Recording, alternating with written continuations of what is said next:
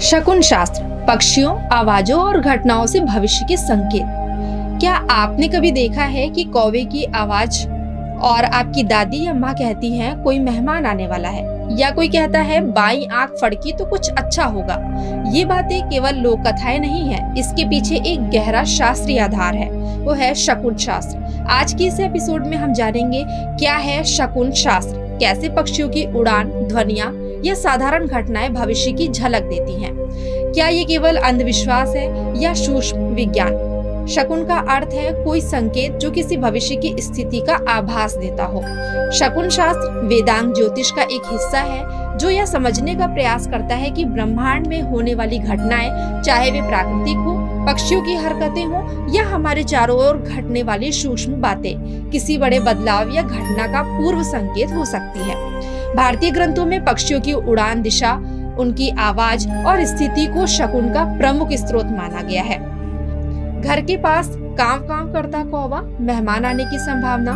सिर के ऊपर उड़ता कौवा यानी शुभ यात्रा का संकेत। यदि गिद्ध दक्षिण दिशा की ओर उड़ रहा हो यानी अनिष्ट या कष्टदायक घटना की सूचना। प्यारा पक्षी गृह द्वार शुभ, अगर तोता द्वार की ओर मुख करके बोले यानी शुभ समाचार। अगर उड़कर चला जाए बिना बोले यानी असफलता का संकेत। चील और बाज युद्ध, संघर्ष या राजनैतिक उथल पुथल के संकेतक माने जाते हैं। अचानक छींक आना, बाईं तरफ छींक शुभ मानी जाती है, दाईं तरफ छींक अशुभ मानी जाती है। पुरुषों और महिलाओं के लिए विपरीत परिणाम बताए गए हैं।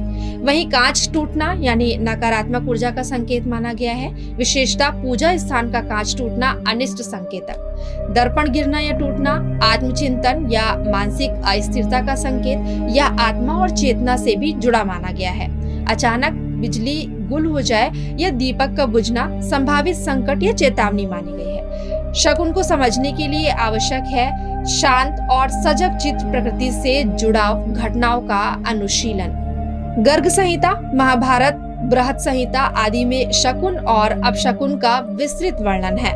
महाभारत में शकुन के आधार पर युद्ध के परिणाम की भविष्यवाणी की गई थी। शकुन शास्त्र जीवन की दिशा समझने में एक सहायक उपकरण हो सकता है, परंतु केवल उसी पर निर्भर होना आलोच्य है।